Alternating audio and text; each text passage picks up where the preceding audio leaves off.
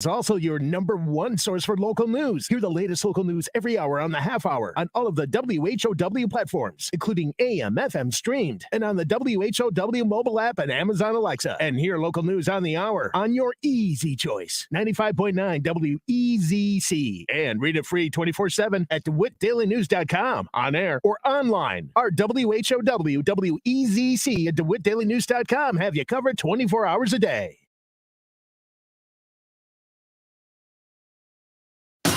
Your friend in Central Illinois. WHOW. Top of the morning. Thanks for being with us. I'm your host today, Seth Lawrence. The WHOW Morning Show streams to Facebook and YouTube. It's brought to you by Peterson Insurance, your Pekin Insurance agent in Clinton. My guest in this segment of the morning show is Mr. Curt Homann, Executive Director of the DeWitt County Development Council. And a good summer morning to you, Curt. How are you, sir? I'm doing fantastic, and welcome to July already. I know I can't believe we're in July, and the 4th is here, and all that good stuff. So I know you and I caught up in our last visit about the micro grants that DCDC offers. Micro grants, what are these? What are they all about? Who can apply for them?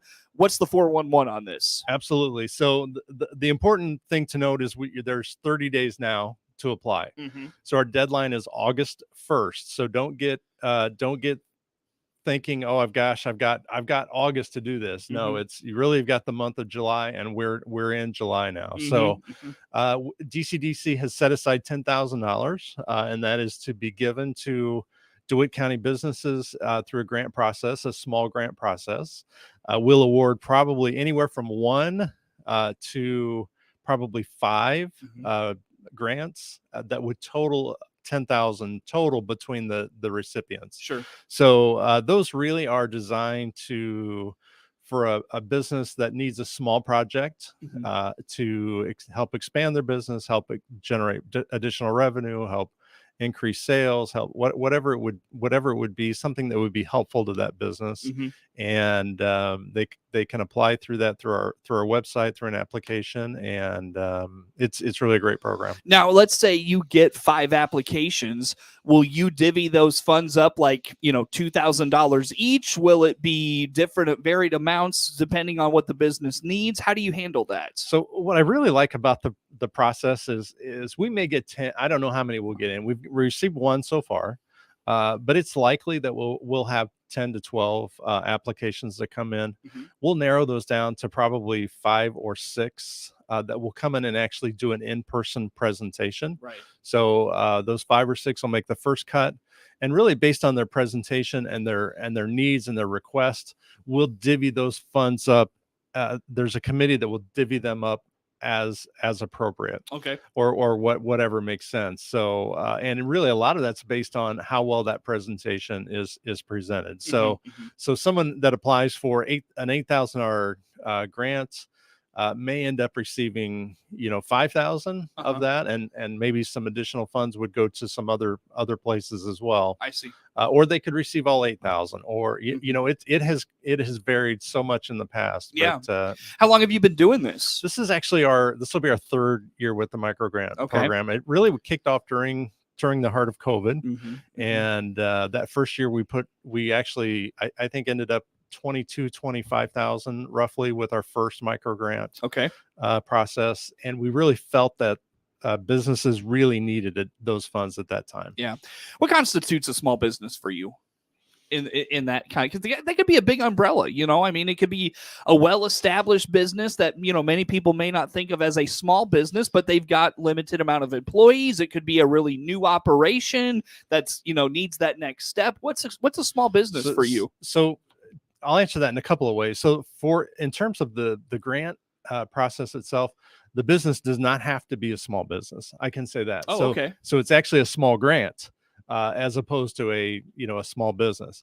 However, that being said, I think most of the committee would be disappointed if a multi-million-dollar corporation came in and applied for a $5,000 grant. Yeah, right. So ultimately, those awards really do go to small local businesses for the most part. So the definition, there's probably a textbook definition of what a small business is.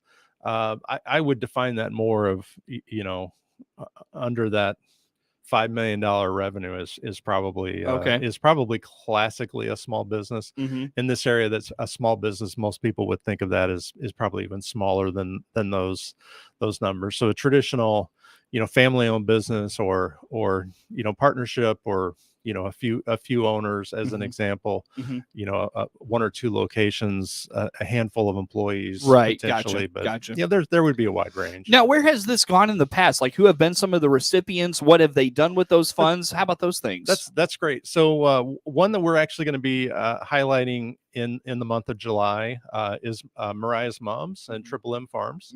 So one of our grants went to, they expanded their strawberry greenhouse, their indoor greenhouse, and that is up and operational now. And really what that allowed them to do was to expand their growing season.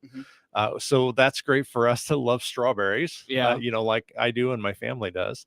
It's great for them because they can extend that growing season and have strawberries for a longer period of time and keep coming back, which generates additional revenues. Sure. It's great for the county because there's additional taxes. It's great for the county because it's bringing in people from outside of the county to shop here, to come here, and for a longer period of time too. Yeah, because I mean, you get strawberries for maybe 3-4 weeks and they're probably gone, so this extends that time for people to come for that picking season. Correct. So that to us, that was certainly a well-placed grant on our part. We've done some with some printing companies that they were to purchase up in C&P Printing as an example. Got an additional printer which expanded their product line, right?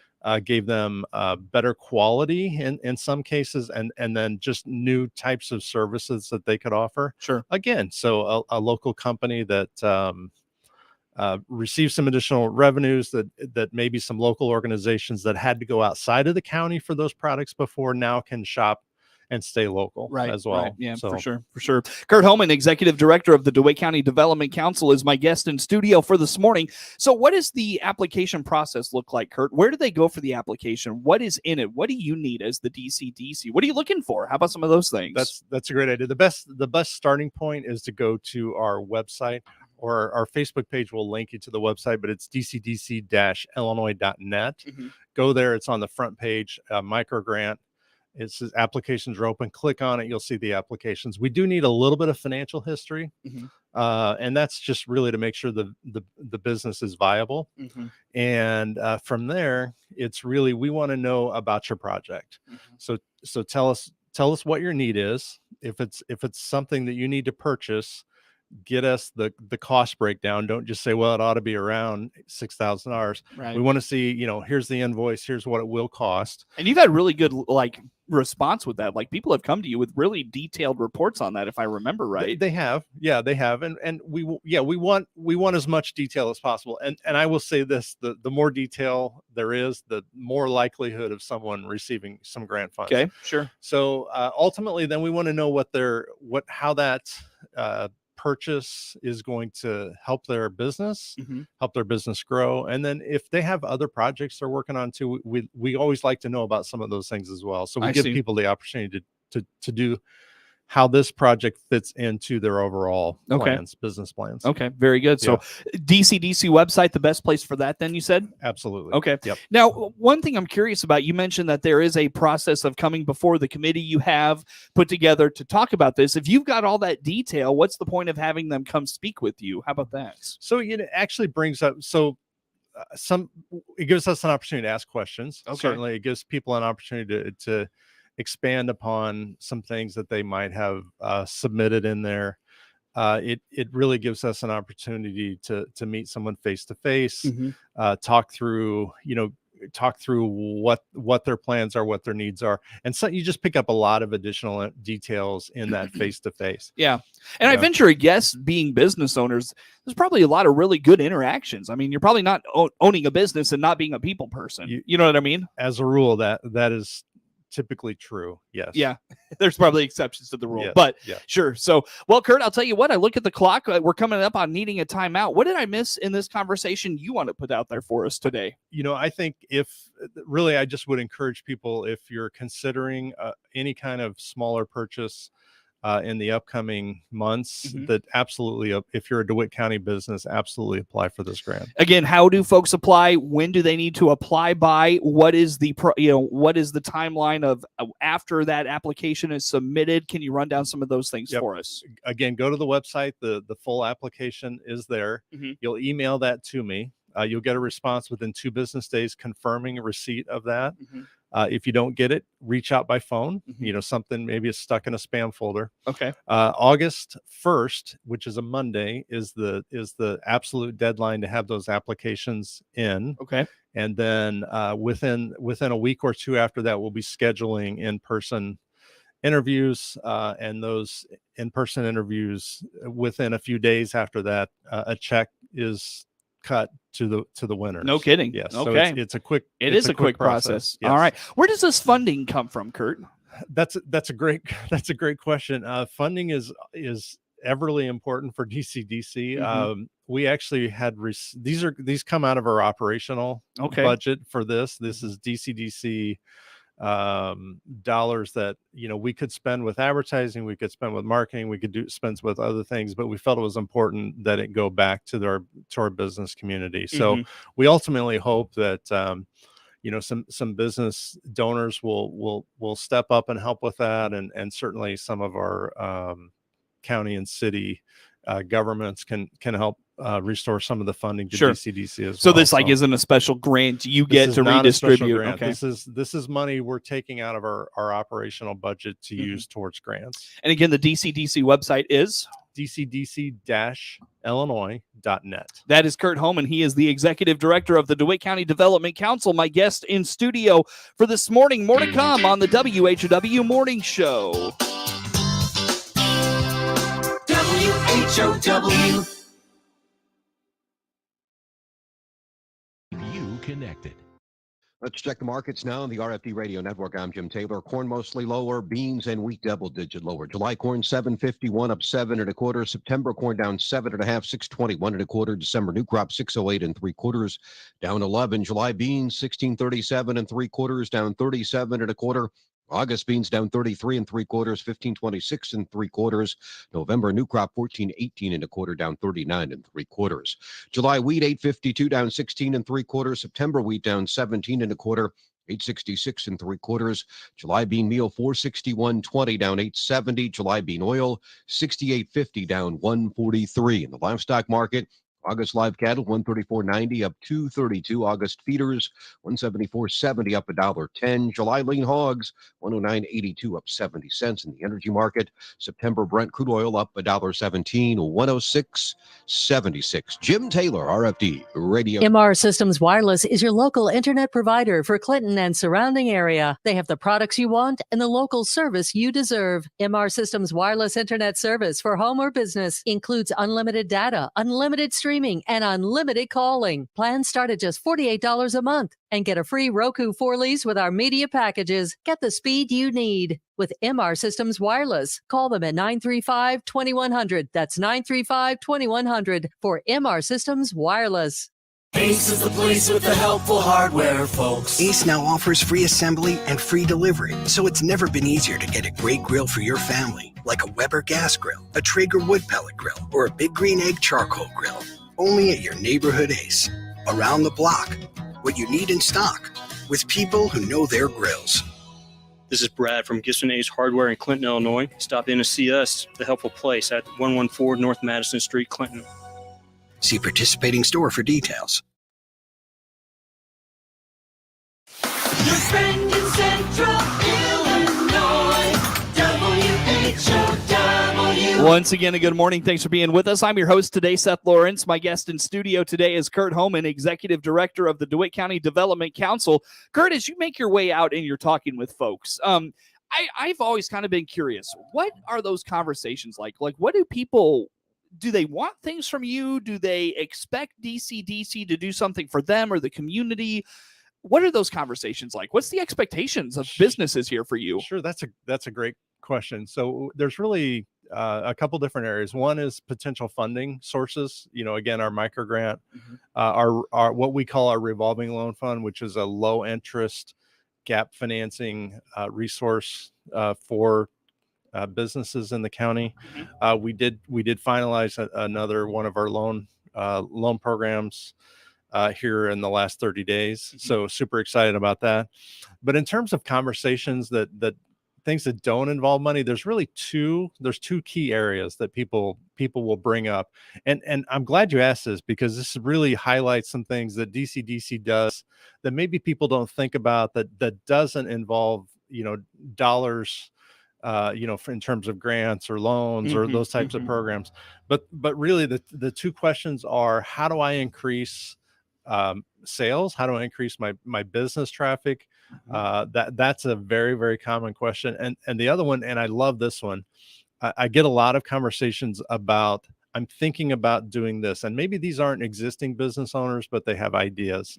And how would I go about getting this from an idea to a business or to a product or to a, so those really are the fun. I enjoy those personally myself. Yes. Right. Now, for someone asking you, how do I increase traffic in my building? How do I increase sales? Maybe that looks like expanding a digital footprint or something of that nature. Like, do you point them to resources? Do you have the knowledge to walk them through that? Like, how does that conversation go? So I always feel like the person that's most knowledgeable about that business is that business owner that's working that business day in and day out. So while I feel like I have a really broad business background, many times it is pointing them to a additional resource. Maybe they need accounting help, maybe they need marketing help, maybe they need those things, and I can maybe pinpoint them in the right direction. So many times though, it's really, we sit down and have a discussion, and I laugh when I say this, but it's almost counseling.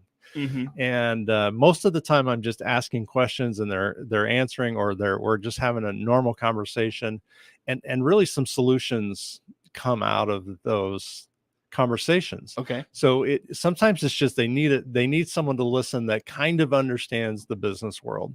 And once they do that, they really have walked themselves through, absolutely, here's what I need to do. But sometimes those business owners don't always get those conversations in the real world otherwise. Right. It's not a conversation you have at a little league ball game on the weekend for the most part. Yeah. When it comes to like someone establishing a business, taking an idea and turning it into a business, why is that fun for you? And how much of a role do you play in, say, maybe a business plan, or what is your response when someone comes to you with that thought? How about those things? So if someone's coming with a fresh new idea about a new business, the first thing I want them to do, and I could come up with some numbers, but it's really important that person come up with them on their own for the most part, is to come up with a budget. So here's what it's going to cost to start this business. So is it rent, insurance, product costs, marketing costs, all of the details that would go into that. And invariably, if someone has not owned a business before, there's a whole lot of things that they miss in there. So I get that first list and say, okay, here's a few things I've added. Go check on these costs. Okay. The reason I do that is I want them to fully understand what they're getting into before they open the door. I mean, it's one thing for you to do it and present that to them, but if they do the research, it probably means more to them, right? Well, it does. And then those numbers are believable. So if I say, well, your insurance cost, might be $1,000 a month, they're like, gosh, that seems really expensive.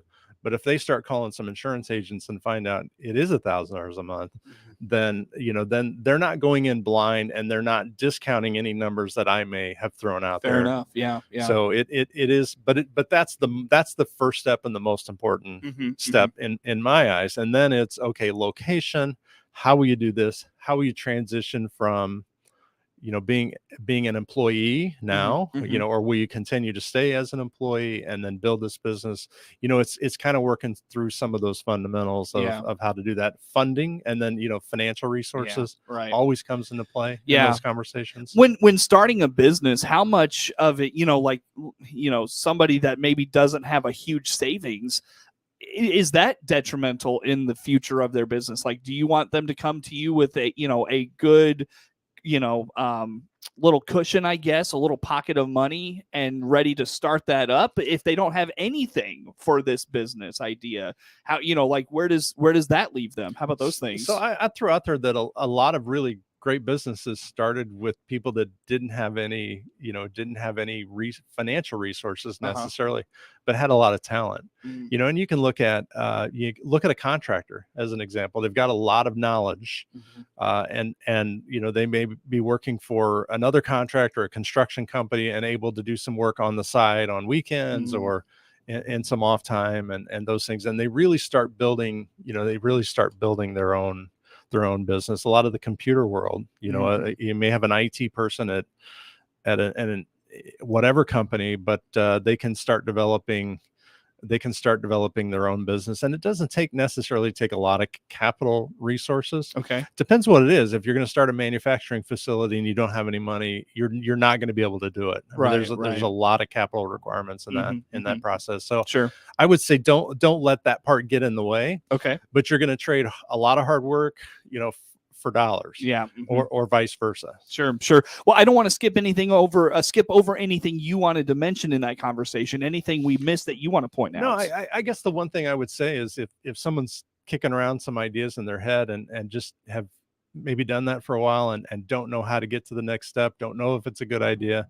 When I was in college, I would just want to throw this idea out there. I had this amazing idea, and remind everyone, when I was in college, people were renting videos all the time. Blockbusters were everywhere. And I had this brilliant idea that we ought to have a jukebox. Everyone would have a jukebox at home, and they could have 100 of their DVDs inside these jukeboxes, and there'd be a screen that had every one of them on there. You could just click a button and it would automatically load in.